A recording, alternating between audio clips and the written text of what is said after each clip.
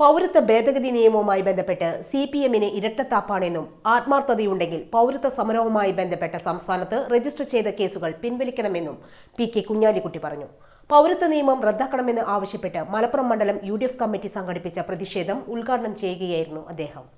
ആത്മാർത്ഥത കാണിക്കണം. ആത്മാർത്ഥതയുണ്ട് എങ്കിൽ ജനങ്ങളുടെ പ്രതിഷേധം കൊണ്ടുവരുന്ന കേസുകൾ ഒക്കെ പിൻവലിക്കണം എന്നാണ് ഈ സന്ദർഭത്തിൽ എനിക്ക് പറയാനുള്ളത്. പൗരത്വ പ്രശ്നത്തിൽ എടുത്ത കേസുകൾ ഇടത് ഗവൺമെന്റ് പിൻവലിക്കാതെ വെച്ചിരിക്കുന്നത് അങ്ങേയറ്റം അപലപനീയമായ കാര്യമാണ് എന്ന് പറയാതിരിക്കുവാൻ യാതൊരു നിർവാഹവുമില്ല.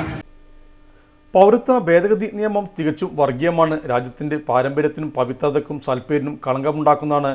മുസ്ലിം വിഭാഗങ്ങളെ മാറ്റി നിർത്തി മറ്റുള്ളവർക്കെല്ലാം പൗരത്വമെന്നത് നീതീകരിക്കാനാകാത്തതാണ്. ഇക്കാര്യത്തിൽ UDF-ഉം മുസ്ലിം ലീഗും ശക്തമായ പ്രതിഷേധങ്ങൾ ഉയർത്തും.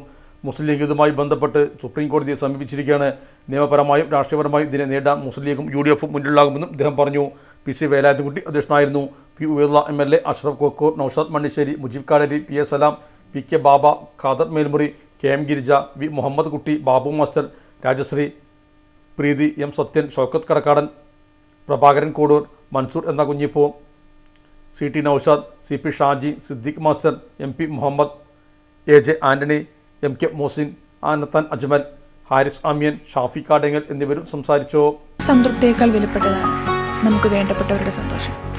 പരിശുദ്ധമായവ ഹൃദയപൂർവ്വം സമ്മാനിക്കുമ്പോൾ നമ്മുടെ സന്തോഷവും ഇരട്ടിയാകും.